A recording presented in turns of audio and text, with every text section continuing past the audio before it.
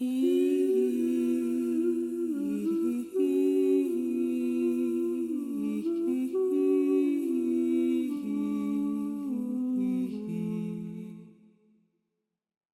if your productivity is linked to how nurtured and taken care of you are?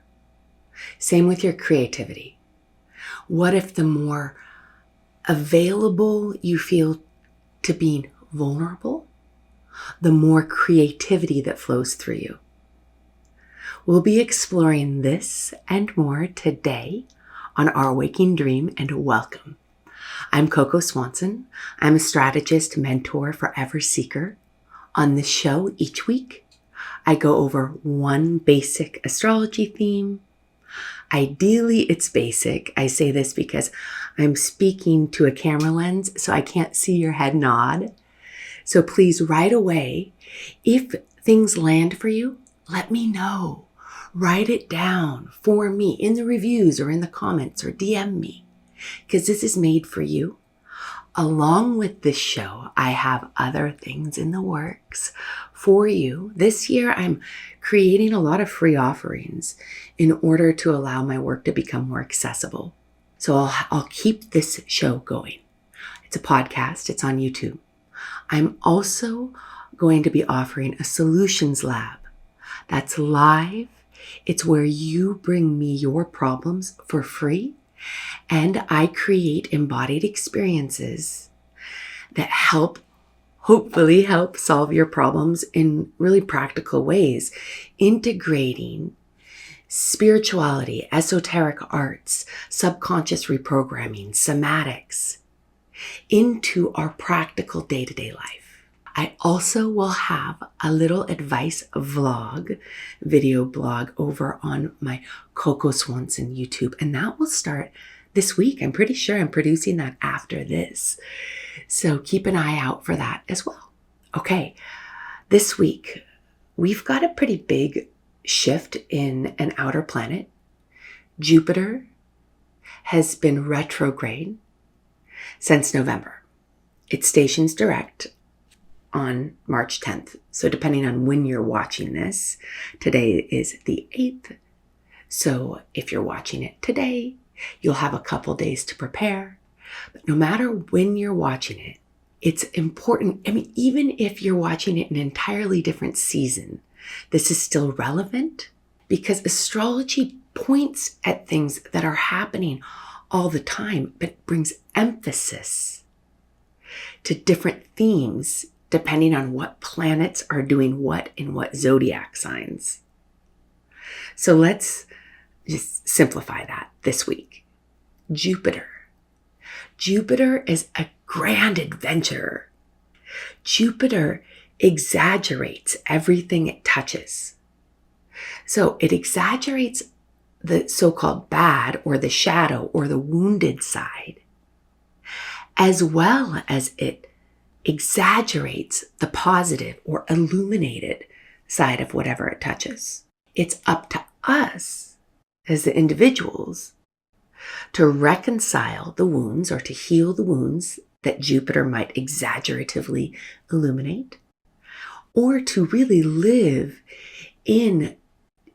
to press into the potential of the strengths that Jupiter illuminates. What has Jupiter been illuminating? And that has to do with the sign that it's been in, that it's still in, and that it's been moving retrograde backwards, revising, relooking at. It's the when we have something in retrograde, it looks from our perspective on planet Earth as if the planet's moving backwards, and that really impacts our psyche. The planets, they impact our psyche.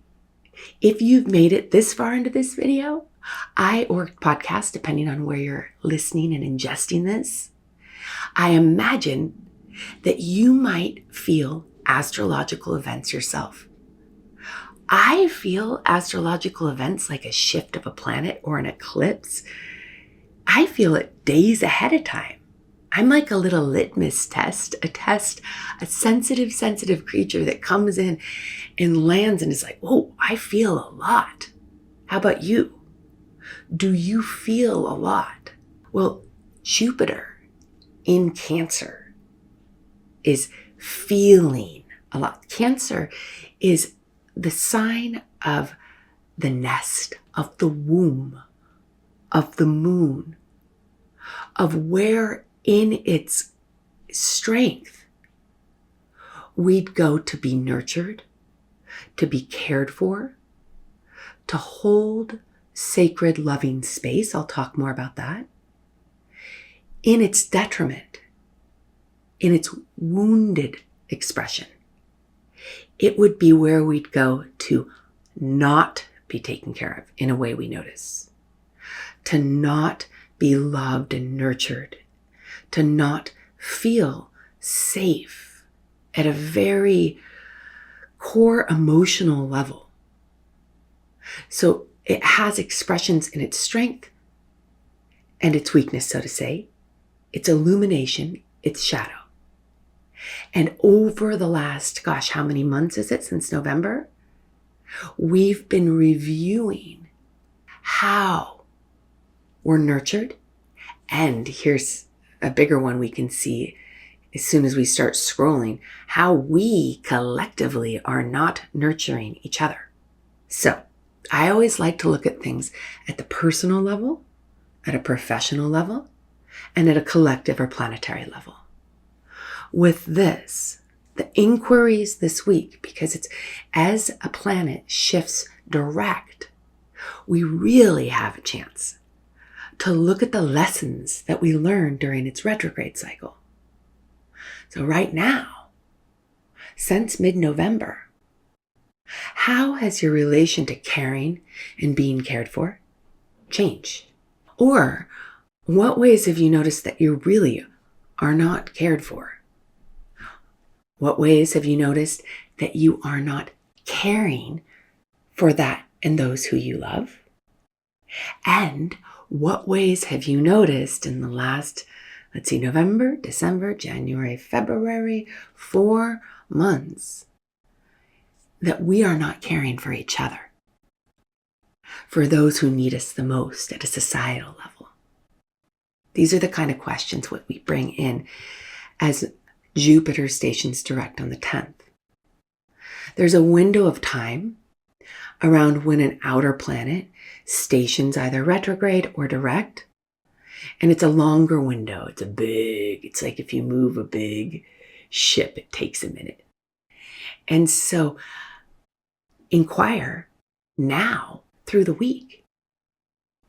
I want to add one more astrology piece because we have a grand water trine right now, and the grand water trine as Jupiter stations direct is a pretty big deal.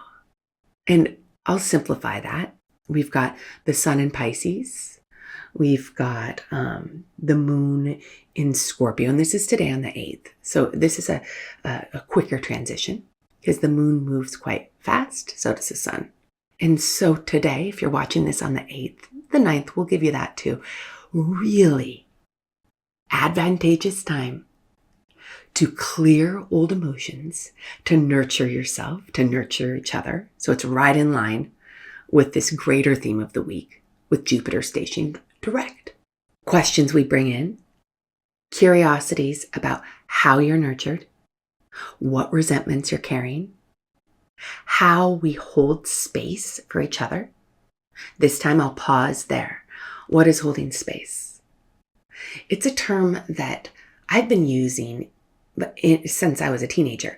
That said, I've been immersed in the healing arts since I was a teenager. So it's sometimes hard for me to know what terms just jump out into general public because they're so normal for me.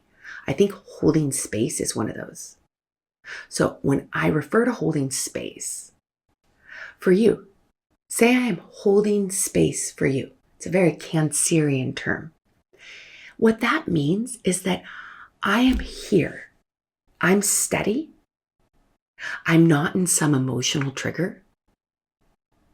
And I'm basically holding the space for you to feel. It's like if you went into for a hug and somebody was like on their phone and sad about something else and kind of angry, how you wouldn't maybe want to go in for that hug. It wouldn't be as solid. Same thing as for holding space. And I hold space for me personally, for y'all professionally, or my friends, my family, if I'm listening to them. And I hold space for the world. Gosh, for me, I need to hold space because of my sensitivities for the homeless person I drive by on my way to the grocery store in the US right now. And it's not maybe just one homeless person. It's like 15 because it's a really big problem here right now. Well, I can easily kind of numb out. Well, I can't. But oftentimes people numb out. What I do now is one, if I have food I give away. That's a way of holding space, by the way, is, hey, do you have any physical needs right now? Can I help you achieve any of your physical needs? Because I'm here and I'm caring. That's a Cancer move. Cancerian traits are like, hey, here's how I'm holding space for you. I am okay in this moment. I am choosing to focus on me present, breathing, and creating a loving environment for you to feel and be however you need to be right now. That's another way of naming it. So if I drive by a homeless person in need, or if I'm listening to a client or a friend in need, or if I'm trying to solve a big problem and I need the space, I'm aware. I build the inner witness. How am I doing right now? Am I able to just be and be loving? Am I able to quiet my thoughts? And am I able to keep the breath of love, of being, of wonder? And I hold that space now. For the homeless person I see, I imagine a best case scenario, perhaps. Or I just imagine them being taken care of. That's holding space. Imagining a world in which people are taken care of is holding space. Or listening to a friend without jumping in to share your experience. It's, do you have more to share with me? Allowing spaciousness for our vulnerability to show up in friendships, in work. And this is one of my big passions is organizational culture. How do we actually systemize cultures of care where we are so cared for that our creativity and our inherent ability to lead ourselves and our little realm or big realm naturally happens because we're so cared for. Okay. Number 2 on my inquiries or practices for this show is a real assessment. What are 2 simple adjustments that you can make in your life that cause you to feel more cared for? 1. So that's just number 1. What do you need to adjust in order for your system, your body, your mind, and your heart to feel more cared for regularly? Number 2 in this same question is, what is one adjustment that you can make for when you're with another? Maybe it's simply focusing on your breath.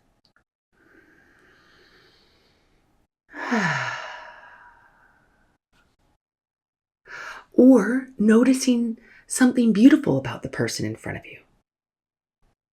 Or noticing when your mind wanders and bringing it back to your breath. Something really simple. What's a simple adjustment you can make so that you are creating a more nurturing environment for those that you are listening to, that you're talking to, that you start to hold more space for them to be in their fullness? 2 adjustments.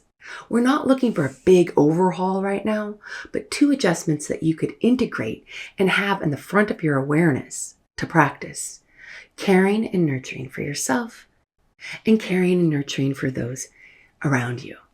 The third practice I suggest is generosity in your imagination of best case scenarios. Cancer is a generous sign. We're still experiencing a change of eras right now. March 21st, 20th, 21st is the equinox. So between now and then, your imagination, its power is turned up. This said, our imagination is always powerful. But right now, how generous can you be? Imagining best case scenarios, outcomes that care, in which you are cared and nurtured for, in which your community is, and in which the world is. When we imagine best case scenarios, that implies that we know and we've already listened to the needs of that which we're imagining about. And that's an important step. To really listen in to what you need in order to feel nurtured and taken care of. And then imagine. Give the gift of imagination to yourself. What would a day feel like in your world if you were fully taken care of by yourself, by your community? And how about this? What would a day at the office or in your work life feel like if you were fully taken care of, resourced, emotionally resourced, nurtured, so you could bring your more vulnerable sides to work that give you access to creativity? What could that look like? Imagine that. And watch your imagination. If your imagination goes, yeah, but that's not possible, drop that. Because we really want to be imagining impossibility rather than probability. Imagination is where we can plant seeds of things that we have not experienced yet, but we'd like to. How about for the world? Could the world use our generous imagination to come up with solutions that we have not seen yet for how to take care of each other on planet Earth? How to take care of those who really need it the most? How about we all gift our imagination to some of these collective problems, the big ones, in relation to governmental breakdowns and the reveals that we're having some folks that do not embody care run our countries. At least I'm in the US, so it's like glaringly obvious here. And we need, at least I'll speak from this country that I'm in right now, we need our imagination. We need to remember what it feels like to get along and love each other. Or even if we can't remember it, imagine it in ways that we haven't experienced because we're the leaders. If you're alive and listening, you're a leader. You've got a body, a mind, and a heart. You're a leader. I'm going over time, but I'm pretty jazzed about this.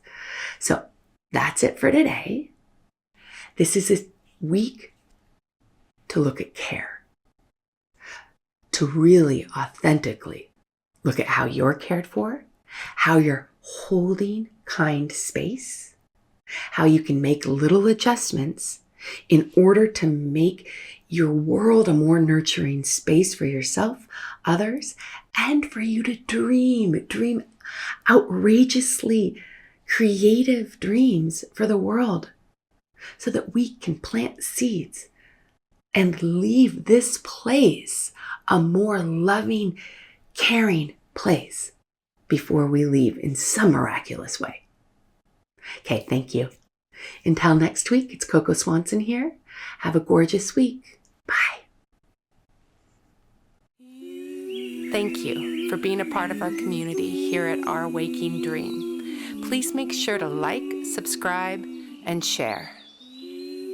Fill my cup and let it overflow. Let it overflow with love.